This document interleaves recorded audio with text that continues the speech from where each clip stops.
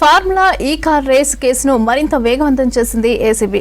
Formula ఈ race కేసులో రేపు ఏసీబీ ముందు హాజరు కానున్నారు BRS working president KTR. Godavari Banakacherla అంశంపైన నీటిపారుదల శాఖ మంత్రి ఉత్తమ్ కుమార్ రెడ్డికి లేఖ రాశారు మాజీ మంత్రి హరీష్ రావు. ఇక రాష్ట్ర యువత మహిళలకు రాజకీయ శిక్షణ అందించేందుకు తెలంగాణ జాగృతి లీడర్ కార్యక్రమాన్ని ప్రారంభించారు ఎమ్మెల్సీ కవిత.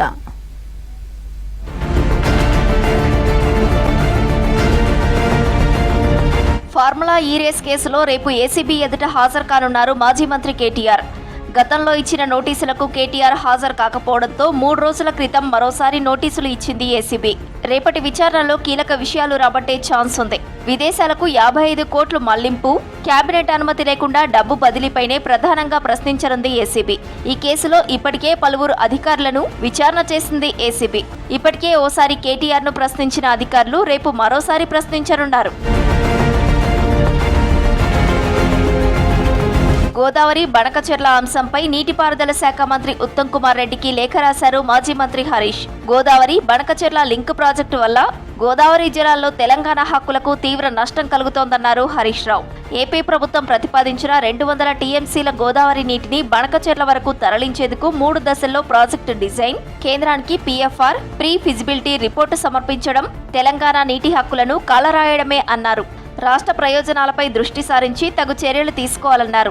రాష్ట్ర నీటి హక్కుల కోసం బీఆర్ఎస్ మీకు తోడుగా నిలుస్తుందంటూ మంత్రి ఉత్తమ్కు లేఖ రాశారు హరీష్.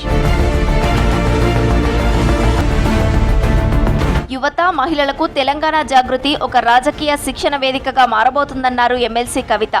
రాజకీయాల్లోకి యువత రావటం ద్వారా స్వచ్ఛమైన రాజకీయాలకు నాంది పడుతుందన్నారు.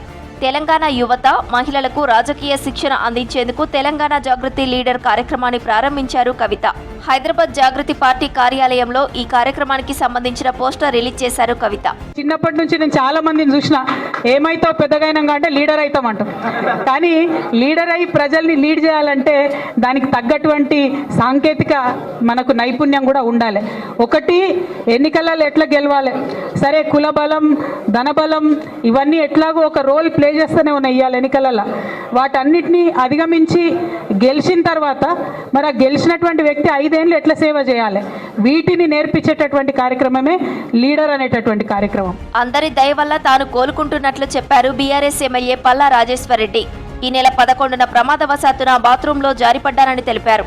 యశోద హాస్పిటల్లో 4 గంటల పాటు ఆపరేషన్ జరిగిందన్నారు. డాక్టర్లు 2 వారాలు విశ్రాంతి అవసరమని చెప్పారని, వారం రోజుల వరకు తనను కలవడానికి అభిమానులు రావద్దన్నారు పల్లా.